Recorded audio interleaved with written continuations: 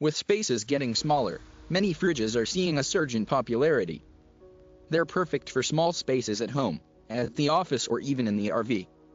Whether you want one for your dorm room, garage, or media room, the need to maximize space is ever increasing, and people want more out of this compact and multi-purpose alternative. The most popular use for the mini fridge is the dorm room, making back-to-school shopping a popular time to snag some deals. These small refrigerators are also widely used in the office, RV, garage, and, as the population ages, to store medications and other temperature-sensitive or medical materials.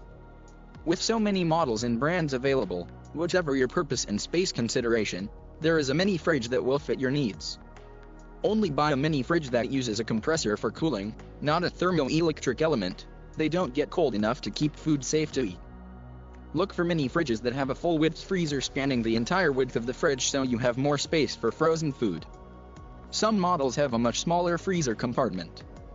Avoid cube-shaped fridges if you have the space. They don't hold very much and aren't that much cheaper. Avoid two-door mini fridges as well. They have a hard time holding consistent temperatures.